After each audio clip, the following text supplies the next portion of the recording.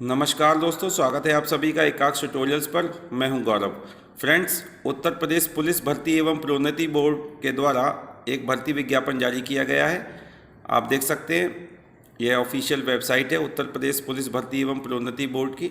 और यहाँ लिखा हुआ है उत्तर प्रदेश पुलिस उप निरीक्षक गोपनीय, पुलिस सहायक उप निरीक्षक लिपिक एवं पुलिस सहायक उप निरीक्षक लेखा के पदों पर सीधी भर्ती 2020। ठीक है। और जब आप यहाँ पर क्लिक करेंगे तो इस तरह से ये पेज ओपन होगा। ये देखिए, यहाँ लिखा हुआ है, यह विस्तृत विज्ञापन है। यहाँ लिखा हुआ है उत्तर प्रदेश पुलिस उप निरीक्षक गोपनीय, पुलिस सहायक उप निरीक्षक लिपिक एवं पुलिस सहायक उप निरीक्षक लेखा के पदों पर सीधी भर्ती 2020। तो देख लेते हैं हम क्या इस विज्ञप्ति में जानकारी दी हुई है। देखिए, लिखा हुआ उत्तर प्रदेश पुलिस उप निरीक्षक गोपनीय, पुलिस सहायक उप निरीक्षक लिपिक एवं पुलिस सहायक उप निरीक्षक लेखा, महिला एवं पुरुष एवं सतर्कता अधिष्ठान उत्तर प्रदेश लखनऊ के निम्नलिखित रिक्त पदों को भरने के लिए अभ्यर्थियों से ऑनलाइन आवेदन पत्र आमंत्रित किए जाते हैं। अब देखिए, ये पद नाम दिए हुए हैं, तो ये 3 पद हैं, आप देख सकते हैं। यहाँ लिखा हुआ पुलिस उप निरीक्षक गोपनीय समूह गा, इसमें अध्याचित पद हैं उत्तर प्रदेश पुलिस में 295 और सतर्कता अधिष्ठान उत्तर प्रदेश लखनऊ में 32 पद है, अध्याचित पद। ठीक है। और साथ में वेतनमान भी दिया हुआ है तीनों पदों के लिए। इसके बाद पुलिस सहायक उप निरीक्षक लिपिक समूह गा के 624 पद है उत्तर प्रदेश पुलिस में, अध्याचित पद। और सतर्कता अधिष्ठान उत्तर प्रदेश लखनऊ में 20 अध्याचित पद दिए हुए हैं। इसके बाद पुलिस सहायक उप निरीक्षक लेखा समूह गा के 358 पद हैं उत्तर प्रदेश पुलिस में, अध्याचित पद। तो कुल उत्तर प्रदेश पुलिस में जो पद हैं वो है 1277 और अध्याचित पद जो सतर्कता अधिष्ठान उत्तर प्रदेश लखनऊ के लिए हैं उसमें 52 पद हैं। इसके बाद इन पदों के श्रेणीवार विवरण निम्नवत है, आगे लिखा हुआ है इसमें। ठीक है। तो इसमें पुलिस उप निरीक्षक गोपनीय के लिए आप देख सकते हैं अनारक्षित श्रेणी के 121 पद है, पदों की संख्या लिखी हुई है सामने। आर्थिक रूप से कमजोर वर्ग के लिए 29 पद, अन्य पिछड़ा वर्ग के 79 पद, अनुसूचित जाति के 61 पद, अनुसूचित जनजाति के 5 पद। तो कुल 295 पद हैं। इसी तरह फिर आगे पुलिस सहायक उप निरीक्षक लिपिक के पद के लिए श्रेणीवार जो है कितने पद हैं ये लिखा हुआ है। ठीक है। इसके बाद पुलिस सहायक उप निरीक्षक लेखा के लिए श्रेणीवार कितने पद हैं यह लिखा हुआ है इसमें। ठीक है, इसको आप पढ़ लीजिएगा। ठीक है। आगे इसमें लिखा हुआ है सतर्कता अधिष्ठान उत्तर प्रदेश लखनऊ के अधीन रिक्त पदों पर पुलिस उप निरीक्षक गोपनीय के 32 पदों एवं पुलिस सहायक उप निरीक्षक लिपिक के 20 पदों पर सीधी भर्ती 2020। ठीक है। इसमें भी यहाँ पर पदों की संख्या दी हुई है, कितने हैं तो 32 पद पुलिस उप निरीक्षक गोपनीय समूह गा के और 20 पद हैं पुलिस सहायक उप निरीक्षक लिपिक समूह गा के। वेतनमान भी दिया हुआ है इसमें भी। या फिर नीचे इन पदों का श्रेणीवार जो है पदों की संख्या दी हुई है श्रेणीवार। ठीक है, कि किस श्रेणी के कितने पद हैं, इसको आप देख सकते हैं। ठीक है। चलिए, इसके बाद इसमें अन्य जानकारी दी हुई है, इसको आप पढ़ लीजिएगा। देखिए, आवेदन करने से पहले एक बार आप जो है विस्तृत विज्ञापन को अच्छी तरह से पूरा पढ़ लें तो जो है अच्छा होगा। अर्थात एक बार पूरा विज्ञापन आपको आवेदन करने से पहले पढ़ लेना चाहिए।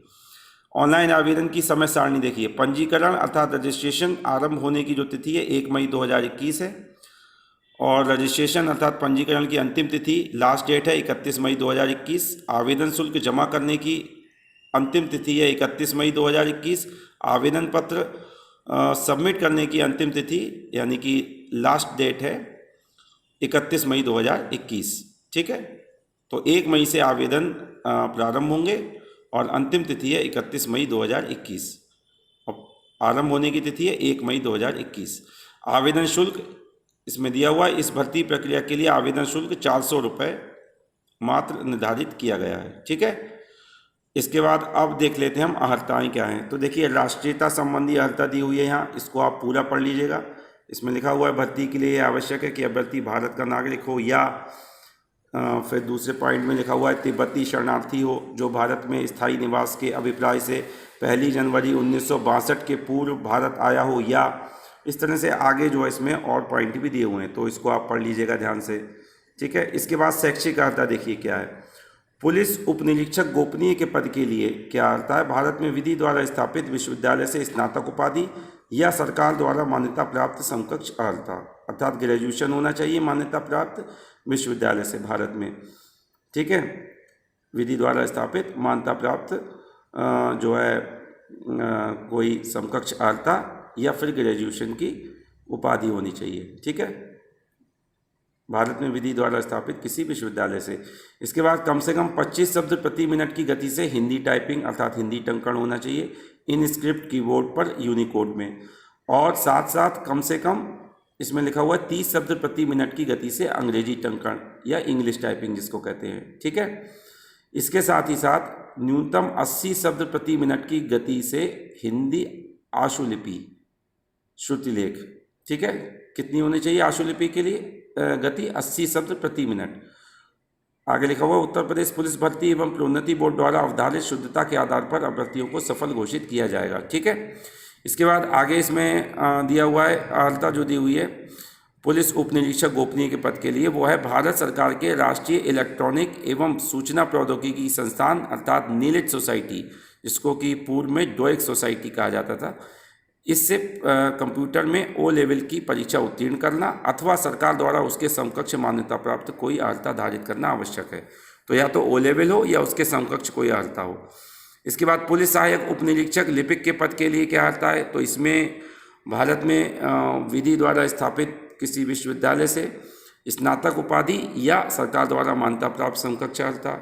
इसके साथ ही साथ कम से कम 25 शब्द प्रति मिनट की गति से हिंदी टंकण या Hindi typing in script keyboard पर यूनिकोड में, तथा कम से कम 30 शब्द प्रति मिनट की गति से अंग्रेजी टाइपिंग या अंग्रेजी टंकण, ओके। इसके साथ ही साथ भारत सरकार के राष्ट्रीय इलेक्ट्रॉनिक एवं सूचना प्रौद्योगिकी संस्थान अर्थात नीलिट सोसाइटी से कंप्यूटर में ओ लेवल की परीक्षा उत्तीर्ण करना अथवा सरकार द्वारा उसके समकक्ष मान्यता प्राप्त कोई अर्हता धारित करना आवश्यक है। इसके बाद पुलिस सहायक उप निरीक्षक लेखा के पद के लिए भारत में विधि द्वारा स्थापित विश्वविद्यालय से वाणिज्य में स्नातक उपाधि होनी चाहिए, ठीक है। वाणिज्य में ग्रेजुएशन होना चाहिए या लेखा शास्त्र में परास्नातक डिप्लोमा अर्थात पीजी डिप्लोमा, ठीक है, या सरकार द्वारा मान्यता प्राप्त समकक्ष अर्हता। इसके साथ ही साथ कम से कम 15 शब्द प्रति मिनट की गति से हिंदी टंकण की जो आपकी गति होनी चाहिए 15 शब्द प्रति मिनट इन स्क्रिप्ट कीबोर्ड पर यूनिकोड में, ओके। इसके साथ ही साथ भारत सरकार के राष्ट्रीय इलेक्ट्रॉनिक एवं सूचना प्रौद्योगिकी संस्थान अर्थात नीलिट सोसाइटी से कंप्यूटर में ओ लेवल की परीक्षा उत्तीर्ण करना अथवा सरकार द्वारा उसके समकक्ष मान्यता प्राप्त कोई अर्हता धारित करना आवश्यक है, ठीक है। आगे देखिए इसमें महत्वपूर्ण जानकारी लिखी हुई है। यहाँ लिखा हुआ है कि पंजीकरण की अंतिम तिथि तक अर्थात रजिस्ट्रेशन की लास्ट डेट तक अभ्यर्थी को अपेक्षित शैक्षिक अर्हता अवश्य धारित करनी चाहिए तथा उसकी अंक तालिका अथवा प्रमाण पत्र उसके पास उपलब्ध होनी चाहिए। तो रजिस्ट्रेशन की लास्ट डेट तक आपके पास ये शैक्षिक अर्हता अवश्य होनी चाहिए। आगे इसमें लिखा हुआ है अपेक्षित शैक्षिक अर्हता हेतु परीक्षा में सम्मिलित हुए अर्थात अपीयर्ड अथवा सम्मिलित होने वाले अर्थात अपीयरिंग अभ्यर्थी पात्र नहीं होंगे, ठीक है। तो आपके पास अंक तालिका अथवा प्रमाण पत्र अवश्य होना चाहिए, ठीक है फ्रेंड्स। चलिए अब इसके बाद आगे देखते हैं हम क्या जानकारी इसमें दी हुई है, इसको आप पढ़ लीजिएगा। आवेदन पत्र में उल्लिखित शैक्षिक अर्हता की यथार्थता, शुद्धता एवं समकक्षता को सिद्ध करने के लिए अभिलेखीय साक्ष्य प्रस्तुत करने का दायित्व अभ्यर्थी का होगा। इस संबंध में बोर्ड का निर्णय अंतिम होगा। और आगे लिखा हुआ है डोएक या नाइलिट ओ लेवल परीक्षा की समकक्षता विषयक विवरण परिशिष्ट 2 पर है, ठीक है। इसके बाद आगे इसमें अधिमानीय अर्हताएं दी हुई हैं। तो इसमें लिखा हुआ है अन्य बातों के समान होने पर ऐसे अभ्यर्थी को अधिमान दिया जाएगा जिसने डोएक नाइलिट सोसाइटी से उच्च प्रमाणीकरण या सरकार द्वारा मान्यता प्राप्त कंप्यूटर एप्लीकेशन या प्रौद्योगिकी में स्नातक उपाधि या उससे उच्च अर्हता प्राप्त किया हो, अर्थात प्रेफरेंस दिया जाएगा ऐसे अभ्यर्थियों को, ठीक है। नंबर 2 पर इसमें दिया हुआ विश्वविद्यालय अनुदान आयोग से मान्यता प्राप्त किसी संस्थान या महाविद्यालय या विश्वविद्यालय से विधि में स्नातक किया हो, ठीक है।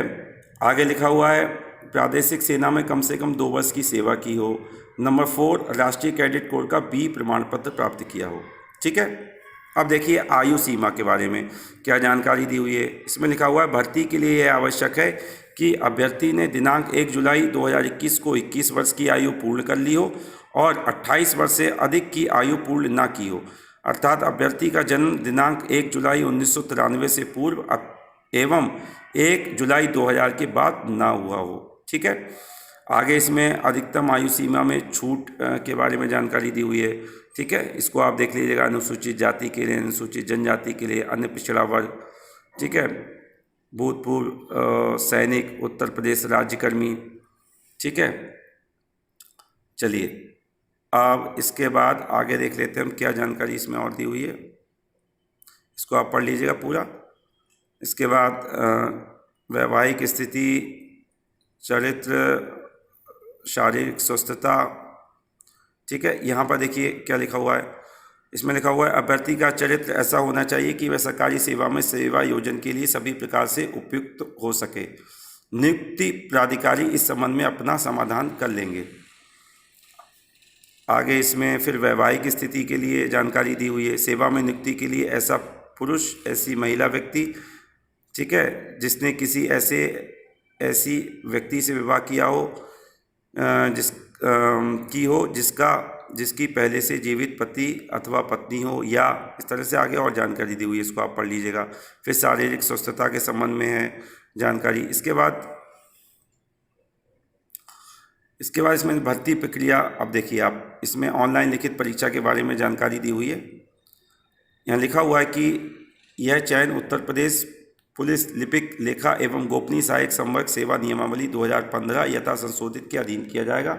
ऑनलाइन लिखित परीक्षा, ऐसे अभ्यर्थी जिनके आवेदन सही पाए जाएंगे उनसे 400 अंकों की ऑनलाइन लिखित परीक्षा में सम्मिलित होने की अपेक्षा की जाएगी। इस लिखित परीक्षा में निम्नलिखित 4 विषयों का एक वस्तुनिष्ठ प्रकार का प्रश्न पत्र होगा।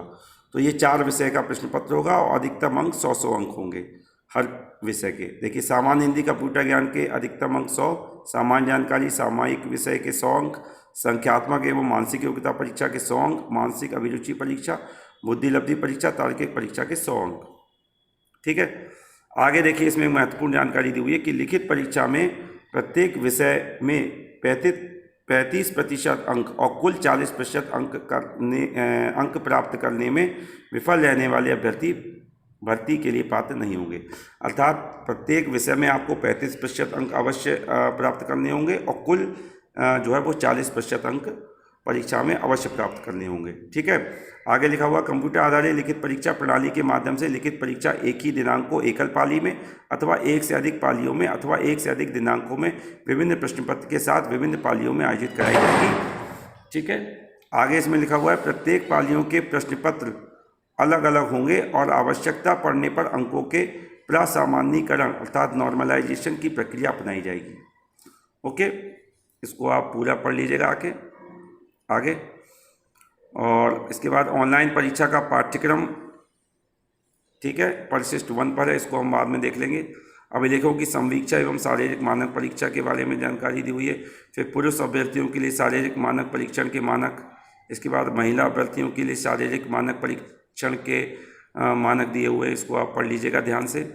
कंप्यूटर टंकण एवं आशुलिपि परीक्षा के बारे में जानकारी दी हुई है, इसको पढ़ लीजिएगा। फिर चयन तथा अंतिम श्रेष्ठता सूची के बारे में जानकारी दी है। ठीक है, इसमें लिखा हुआ है ऐसे अभ्यर्थियों में से जिन्होंने कंप्यूटर टंकण परीक्षा उत्तीर्ण की है और ऐसे अभ्यर्थियों में से जिन्होंने उप निरीक्षक गोपनीय के पद हेतु आवेदन किया है और आशुलिपि परीक्षा भी उत्तीर्ण की हो, उनके द्वारा लिखित परीक्षा में प्राप्त कुल नॉर्मलाइज्ड अंकों के श्रेष्ठता क्रम एवं उनके आवेदन पत्र में अंकित वरीयता क्रम के आधार पर प्रत्येक पद के लिए आरक्षण नीति के दृष्टिगत रिक्तियों के अनुसार अभ्यर्थियों की चयन सूची तैयार की जाएगी और उसे चिकित्सा परीक्षा चरित्र सत्यापन के अधीन विभागाध्यक्ष को संस्तुति सहित प्रेषित की जाएगी। बोर्ड द्वारा कोई प्रतीक्षा सूची तैयार नहीं की जाएगी। आगे इसमें और जानकारी दी, इसको पढ़ लीजिएगा आप। चिकित्सा परीक्षा, आरक्षण व आयु सीमा में छूट के बारे में जानकारी दी हुई है।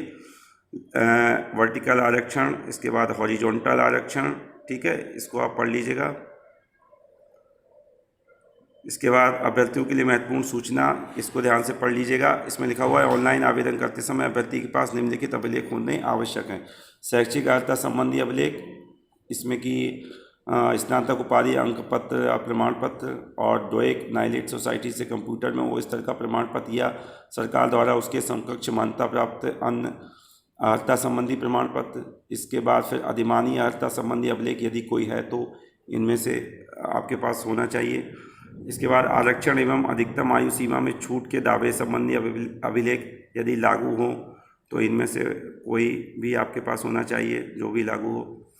इसके बाद ऑनलाइन आवेदन प्रक्रिया के जो है बारे में जानकारी दी हुई है, किस तरह आप आवेदन कर सकते हैं। ठीक है, इसको आप ध्यान से पढ़ लीजिएगा।